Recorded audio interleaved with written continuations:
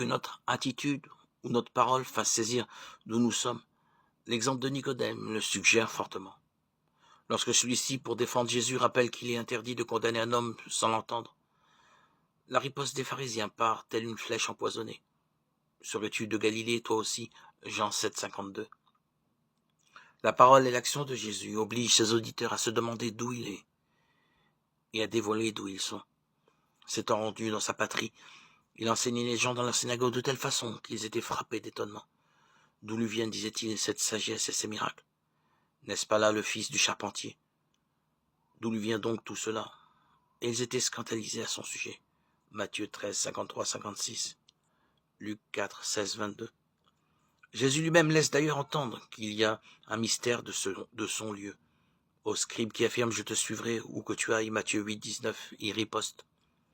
Les renards ont des tanières et les oiseaux du ciel ont des nids.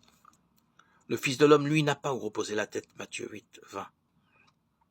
Suggestion souveraine. Son lieu est ailleurs.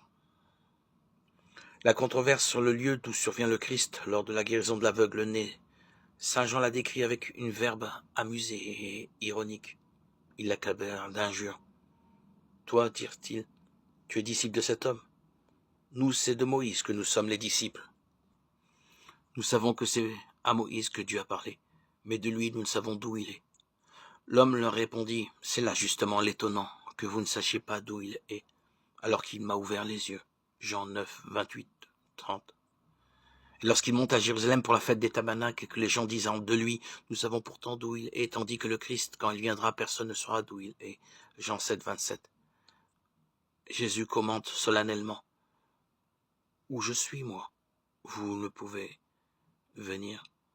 Jean 7, 34. Ou encore, je sais d'où je suis venu et où je vais. Jean 8, 14.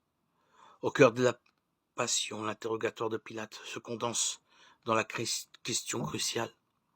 D'où es-tu? Jean 19, 9. Dans tous ces textes, paroles, lieux et scandales sont si structurellement liés les uns aux autres qu'ils nous obligent à rechercher la raison de cette étonnante unité.